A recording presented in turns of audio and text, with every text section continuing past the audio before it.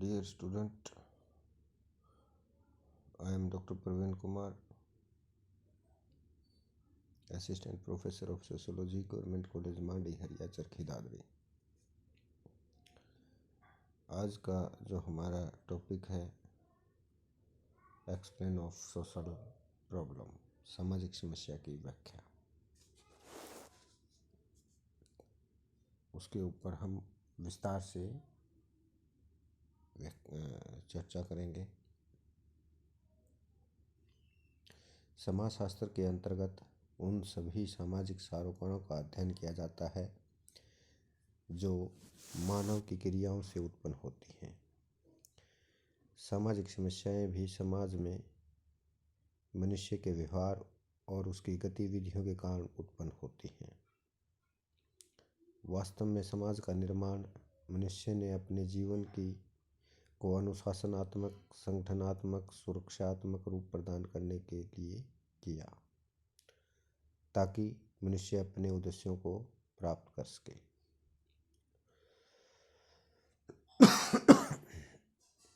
वह इन विषयों का पालन करेगा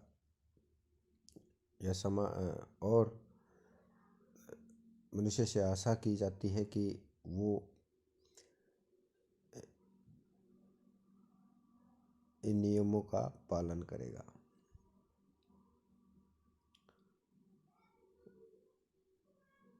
प्रत्येक समाज में मानव व्यवहार के कुछ नियम निर्धारित होते हैं और उनसे आशा की जाती है या अपेक्षा की जाती है कि वो इन नियमों का पालन करें, जिससे समाज की प्रगति में सहायक हो। मनुष्य एक सामाजिक प्राणी है, उसकी अपनी एक सोच है और यह सोच ही समाज में व्यवहार का निरूपण करती है। कुछ लोग तो पूर्व निर्धारित सामाजिक सांस्कृतिक मूल्यों के अनुरूप व्यवहार प्रकट करने में विश्वास रखते हैं या व्यवहार करते हैं, पर प्रत्येक समाज में कुछ ऐसे भी व्यक्ति होते हैं जो इन नियमों की अवहेलना करते हैं या जानबूझकर इनको कोई महत्व नहीं देते। ऐसे व्यक्ति जैसा व्यवहार करते हैं, जो भी कार्य करते हैं, वो समाज द्वारा निर्धारित एवं अपेक्षित मान्यताओं के विपरीत होता है। ऐसे समाज के सामने स्वाभाविक रूप से कुछ ऐसी दशाएं उत्पन्न हो जाती हैं जिन्हें सामाजिक सांस्कृतिक नियमों और मूल्यों में विश्वास रखने वाले व्यक्ति हानिकारक सामाजिक संगठन के विरुद्ध और समाज के लिए घातक मानते हैं। सामाजिक समस्या से हमारा अभिप्राय है जो सामाजिक सांस्कृतिक मूल्यों की अवहेलना करने के कारण उत्पन्न होती है। ऐसी दशाओं को सामाजिक समस्या तभी माना जा सकता है जब संपूर्ण समाज इन दशाओं का विरोध करे और उन्हें दूर करने का प्रयास करे। विभिन्न विद्वानों ने इसे निम्न प्रकार से परिभाषित किया है।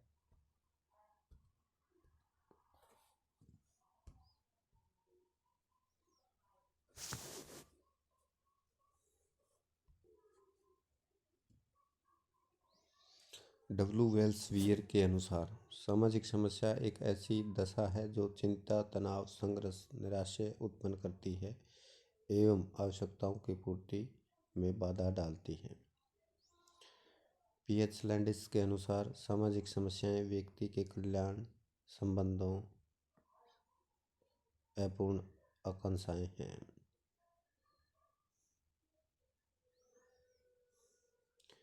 इन सभी मार्टिन न्यूमेयर ने 3 तत्वों के आधार पर सामाजिक समस्या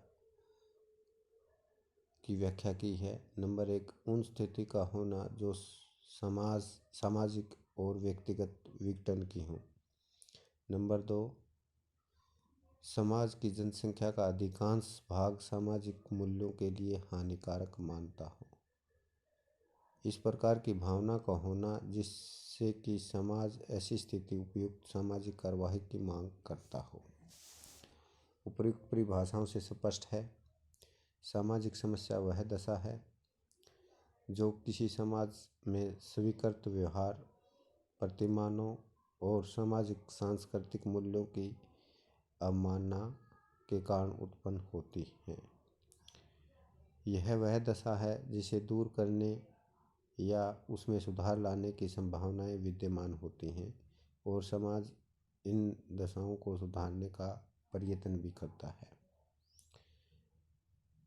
सामाजिक समस्याओं की प्रकृति। सामाजिक समस्याओं की अनेक विशेषताओं से अवगत होते हुए हम इनकी विशेषताओं की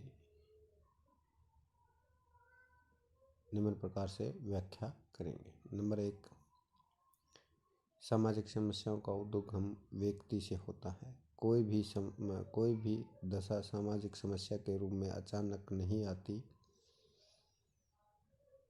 बल्कि उसका प्रारंभ व्यक्ति से होता है। उदाहरण के लिए आत्महत्या को ही हम ले लें। यह अचानक नहीं आई, शुरुआत पहले किसी व्यक्ति ने की होगी। जब आत्महत्या ने सामाजिक स्तर पर प्राप्त कर लिया होगा, जब समाज में आत्महत्या का रेशो बढ़ गया और समाज के लिए एक चुनौती बन गया, तो ये एक सामाजिक समस्या के रूप में इसे स्वीकार कर लिया गया। नंबर 2, सामाजिक समस्या समाज के स्वीकृत व्यवहार, प्रतिमानों और मूल्यों के विरोध को प्रदर्शित करती है। जब कुछ सामाजिक मूल्य कुछ लोगों के हितों और उन्हीं आवश्यकताओं के आड़े आने लगते हैं, तो अपनी आवश्यकताओं की पूर्ति हेतु ऐसे लोग व्यवहारिक रूप में इन मूल्यों का विरोध करने लगते हैं। इसी विरोध के कारण उत्पन्न दशाएं सामाजिक समस्याएं हैं। उदाहरणतः सांप्रदायिकता जैसी सामाजिक समस्या एक धर्म द्वारा दूसरे धर्म के विरोध को प्रदर्शित करती है। नंबर 2, सामाजिक समस्या विघटन के सभी स्वरूपों से संबंधित होती है। जैसा कि आत्महत्या व्यक्तिक विघटन को, विवाह विच्छेद की बढ़ती दर, परिवार का विघटन, जनजातियों की समस्याएं, सामुदायिक विघटन, भिक्षावृत्ति, अस्पृश्यता, निर्धनता, बेरोजगारी, युवाओं में असंतोष, एड्स, किसानों की समस्याएं जैसी समस्याएं सामाजिक विघटन को प्रकट करती हैं। नंबर 4, सामाजिक समस्याएं सार्वभौमिक प्रकृति की होती हैं। कोई भी ऐसा समाज नहीं होगा या कोई भी ऐसा काल नहीं होगा जिसमें सामाजिक समस्याएं नहीं रही हो। प्रत्येक समाज में, प्रत्येक काल में अलग अलग प्रकार की अनेकों समस्याएं विद्यमान रही हैं। यदि मुस्लिम समाज की सामाजिक समस्या पर्दा प्रथा है, तो हिंदू समाज की दहेज प्रथा और बाल विवाह जैसी समस्याएं रही हैं।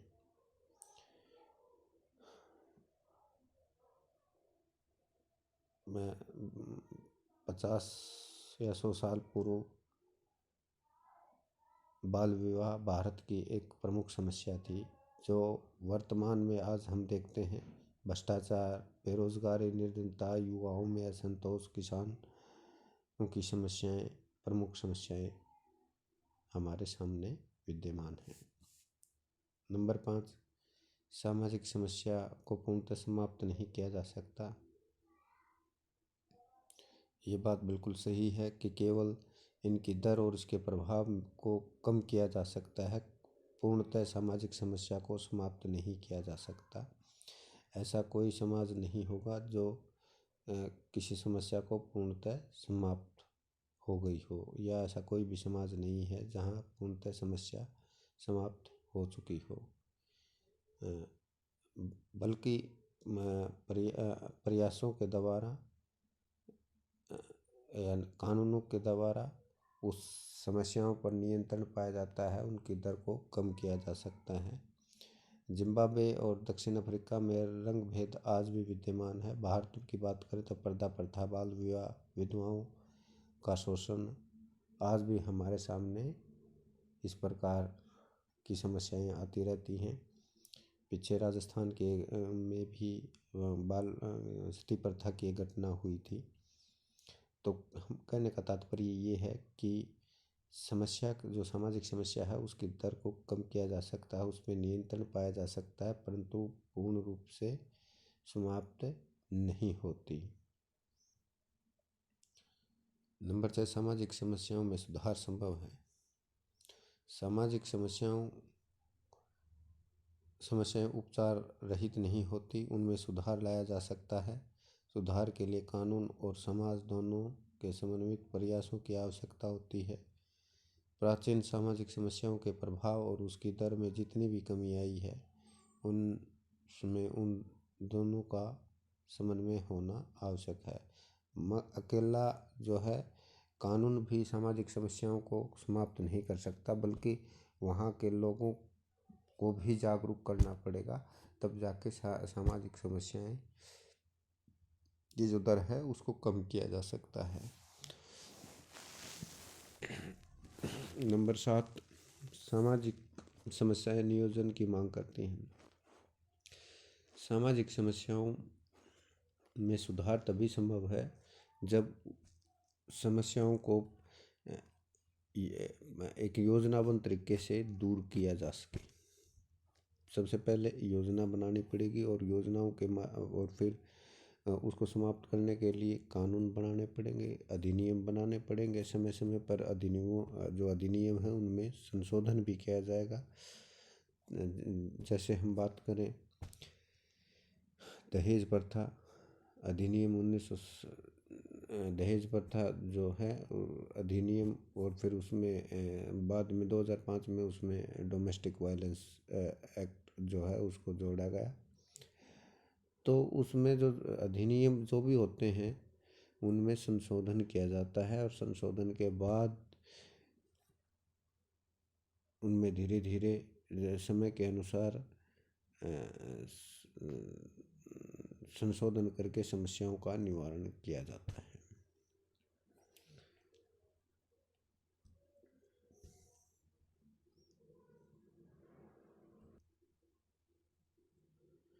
भारत में सामाजिक समस्याएं।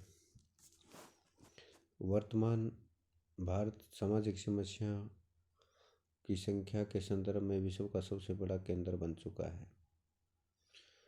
ये अतिशयोक्ति नहीं होगी। जैसे जैसे हम विकास की तरफ बढ़ रहे हैं तो अनेक नवीन सामाजिक समस्याओं को हमने जन्म भी दिया है।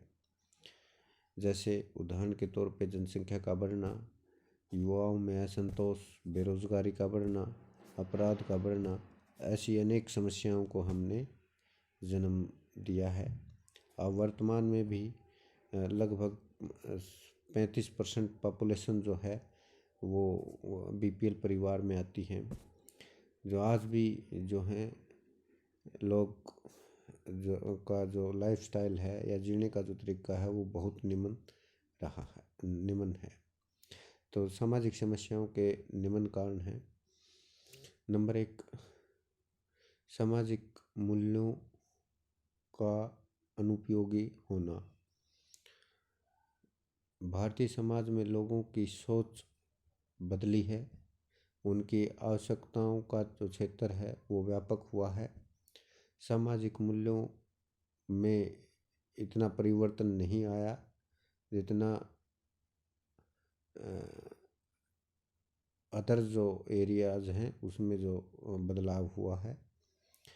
इसका जो परिणाम ये हुआ कि सामाजिक मूल्य और लोगों की आवश्यकताओं के मध्य एक बड़ी खाई उत्पन्न हो गई, उनमें जो डिस्टेंस है वो ज़्यादा हो गया।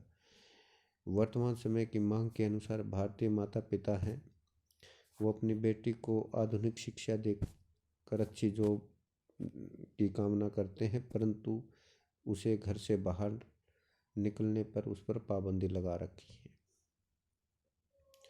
तो कहने का मतलब ये है कि जो हमारी ट्रेडिशन है वो उसमें बदलाव नहीं आया। हम आधुनिक तो बन गए, परंतु हमारी जो सोच है, जो परंपराएं हैं, उसको हमने नहीं बदला। तो इन दोनों के बीच में हमेशा संघर्ष चलता रहता है। नंबर 2, सामाजिक समस्याओं का पथभ्रष्ट हो जाना। सामाजिक संस्थाएं समाज में संगठन और नियंत्रण स्थापित करने और सामाजिक संरचना को निरंतरता प्रदान करने में समर्थ होती हैं। प्रत्येक सामाजिक संस्था उस कार्य का सफलतापूर्वक संचालन और निर्वहन करे जो, जैसे उदाहरण के तौर पे हम परिवार का उदाहरण लें। परिवार नामक जो संस्था है, जो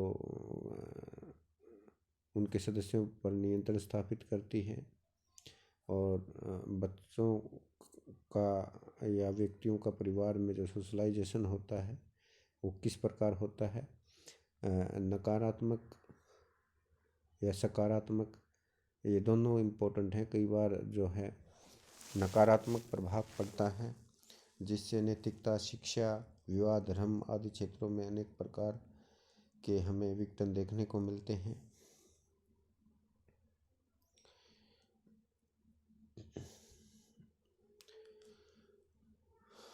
आज जो हमारे आज हमारा जो हम भौतिकवादी जीवन जीना चाहते हैं, परंतु हमारी जो परंपराएं हैं, रूढ़ियां हैं, उनको हम छोड़ना नहीं चाहते, जिसके कारण परिवार और वैवाहिक जो संबंध हैं वो ज़्यादा टूट रहे हैं। नंबर 3, जनसंख्या का दबाव बढ़ना। वर्तमान समय में पूरे विश्व में भारत का जनसंख्या के क्षेत्र में दूसरा स्थान है, प्रथम स्थान चाइना का है। और इसी गति से जनसंख्या बढ़ती रही तो कुछ समय के बाद हम प्रथम स्थान प्राप्त कर लेंगे। सामाजिक जनसंख्या वृद्धि स्वयं में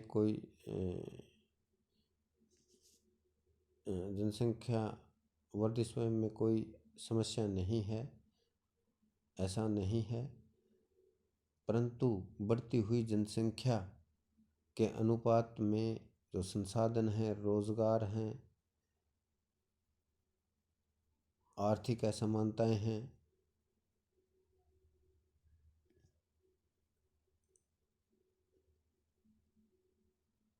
वो उस गति से नहीं बढ़ पा रहे हैं, जिसके कारण जनसंख्या का एक बहुत बड़ा जो भाग है वो आज इन समस्याओं से जूझ रहा है। भारतीय समाज में निरंतर जनसंख्या के बढ़ने से महंगाई बढ़ी है, निर्धनता बढ़ी है, बेरोजगारी, किसानों में असंतोष, युवाओं में असंतोष, अनेक समस्याओं को जन्म दिया है। आर्थिक असमानता। भारतीय समाज में आर्थिक असमानता उत्पन्न होने के कारण अनेक हैं। सरकार की त्रुटिपूर्ण आर्थिक नीतियां, जनसंख्या का बढ़ता हुआ दबाव, जनसंख्यात्मक भिन्नता, कुछ वर्गों का विकास के प्रति अपेक्षित व्यवहार। इस समय भारत में अनेक आर्थिक वर्ग पाए जाते हैं। धनाढ्य वर्ग, नव धनाढ्य वर्ग, मध्यम वर्ग, निम्न मध्यम वर्ग, निम्न वर्ग, गरीबी रेखा से नीचे जीवन यापन करने वाले लोग यानी वर्ग। यानी संसाधनों का असमान वितरण, ये भी एक प्रमुख कारण है। राजनीतिक नकारापन। वर्तमान में राजनीतिक में जो पॉलिटिशियन है वो ज़्यादातर जो पॉलिटिशियन हैं वो भ्रष्ट हैं, अपराधी हैं, जिसके कारण राजनीतिक नकारापन आया है। लोकतांत्रिक व्यवस्था में सत्ता में आने और बने रहने के लिए जनता के वोट बैंक की आवश्यकता पड़ती है। इस बात से भारतीय राजनीति के जो है तुष्टीकरण की नीति अपनाते हैं, जिससे समाज का विकास नहीं हो सकता, किसी समाज व राष्ट्र का विकास नहीं हो सकता। वो वोट समाज में जो है तुष्टीकरण की नीति को अपनाते हैं, जातिवाद को बढ़ावा देते हैं, धर्म को बढ़ावा देते हैं, सांप्रदायिकता फैलाते हैं। तो जिसके कारण राजनीतिक में नकारापन आया है। फिर है सामाजिक समस्याओं के विभिन्न स्वरूप। स्वतंत्रता प्राप्ति के पश्चात ही भारतीय समाज में सामाजिक समस्याओं की सही पहचान की जा सकी है, और उसके बाद जैसे जैसे हम आगे बढ़े सामाजिक समस्याएं भी बढ़ती गई। वर्तमान में अनेक समस्याएं हैं जो नंबर 1 निर्धनता, बेरोजगारी, वेश्यावृत्ति, भ्रष्टाचार, भिक्षावृत्ति, अपराध, बाल अपराध, महिलाओं पर अत्याचार, विवाह तलाक के दर में बढ़ोतरी, मद्यपान, सांप्रदायिकता, जातिवाद, क्षेत्रवाद, भाषावाद, असस्पृश्यता, वृद्धजनों की समस्याएं, स्लिम बस्तियों की समस्याएं, जनसंख्या का बढ़ना, आत्महत्या की दर का बढ़ना, बाल अपराध, माइग्रेट जो प्रवासी मजदूर हैं उनकी समस्याएं, जनजातियों की समस्याएं, राष्ट्रीय एकीकरण की समस्याएं, राजनीतिकों का पथभ्रष्ट होना, एड्स, पर्यावरण प्रदूषण, विनगरीकरण, अनेक प्रकार की जो समस्याएं हैं उनके विभिन्न स्वरूप हम भारत में आज बढ़ा। किसानों की समस्याएं, अनेक प्रकार की ऐसी समस्याएं हैं जिनके विभिन्न स्वरूप हैं, विद्यमान हैं। सामाजिक समस्याओं का महत्व।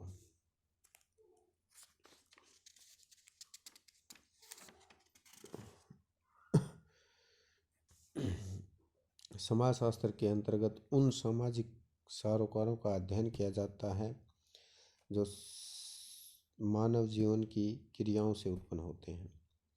सामाजिक समस्याएं भी समाज में मनुष्य के व्यवहार और उसकी गतिविधियों के कारण ही उत्पन्न होने वाली दशाएं हैं। समाजशास्त्र की विषय वस्तु और क्षेत्र सामाजिक संबंधों और मानव व्यवहार का अध्ययन करना। इसलिए समाजशास्त्रियों के लिए समाज में उत्पन्न विभिन्न सामाजिक समस्याओं का अध्ययन करना बहुत महत्वपूर्ण रखता है। सामाजिक समस्याओं का अध्ययन इसलिए भी महत्वपूर्ण है क्योंकि अध्ययन से ही वे तथ्य और कारण सामने आते हैं जो समस्या विशेष को उत्पन्न करने में सहायक होते हैं। समस्याओं के उत्पन्न होने के कारणों को जानकर ही उनका निवारण या उपचार किया जा सकता है। इस प्रकार समाजशास्त्री और सामाजिक वैज्ञानिक निवारण के उपाय सुझाते हैं, और फिर सरकार सामाजिक समस्या और अपराध को रोकने या नियंत्रण करने के लिए विभिन्न प्रकार कानूनों का निर्माण करती है और उसे लागू करती है, और समय समय के अनुसार उनमें संशोधन भी करती रहती है।